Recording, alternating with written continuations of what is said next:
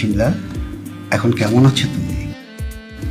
এই তো এখন একটু ভালো আছি, কিন্তু মাথাটা অনেক ব্যথা করতেছে। কোনো চিন্তা করো না, সব ঠিক হয়ে যাবে। আর আমি আছি তো, আমি যতদিন আছি ততদিন তোমার কিচ্ছু হবে না। আচ্ছা শোনো, তুমি তো কালো জাম খুব পছন্দ করো তাই না? তোমার প্রিয় কালো জাম নিয়ে এসেছি, এই নাও। আর জানোই তো মিষ্টি স্বাস্থ্যের জন্য খুব উপকারী।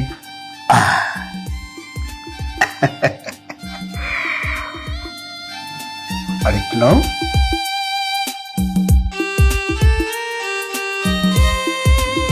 আর একটু খাও।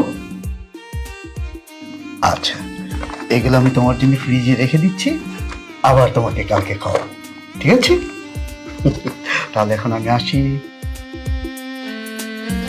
Good night.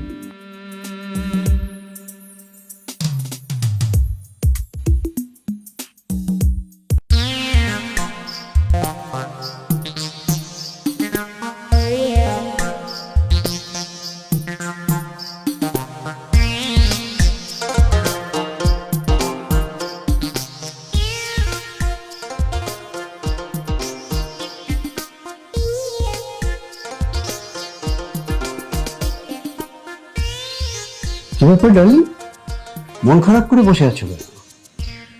না, মেয়েটা এখনো সুস্থ হচ্ছে না, সেজন্য আমার একটু ভালো লাগতেছে না। তুমি ওকে নিয়ে কোনো চিন্তা করো না। আরে আমি আছি তো, আমি থাকতে তোমাদের কোনো কিছুই হবে না। আমি জানি তো তুমি আছো, সেজন্য তো একটু ভরসা পাই। হ্যাঁ, এই বুকে তোমার সমস্ত সুখ আছে, ঠিক আছে?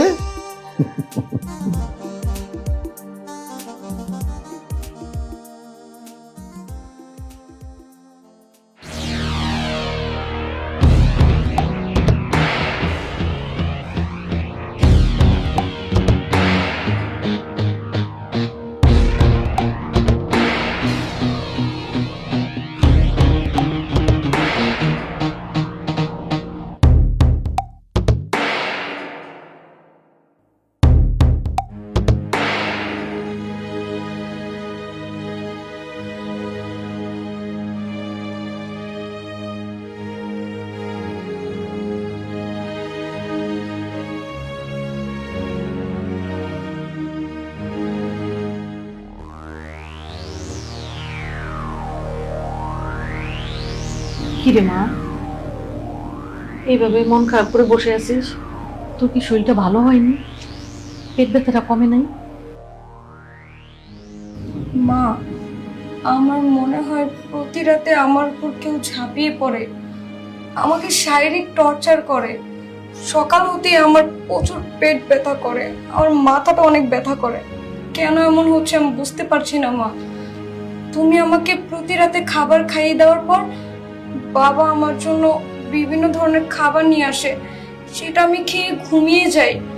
তারপর সকাল হলেই আমার প্রচুর পেট ব্যথা করে, মাথাটা অনেক ব্যথা করে মা। আমার শরীরটা প্রচুর দুর্বল লাগে। কেন যে এমন হচ্ছে আমি বুঝতে পারছি না মা। আগে আমি এরকম ঘুমাতাম না মা। বাবা যখন থেকে আমার জন্য এইসব খাবার আনা শুরু করেছে আর আমি খাচ্ছি, তখন থেকে আমার প্রচুর ঘুম পায়, আর সকাল হলেই আমার খুব পেট ব্যথা করে মা। কি বলছিস? এমন তো হওয়ার কথা না। আচ্ছা শোন, তোকে একটা কথা বলি।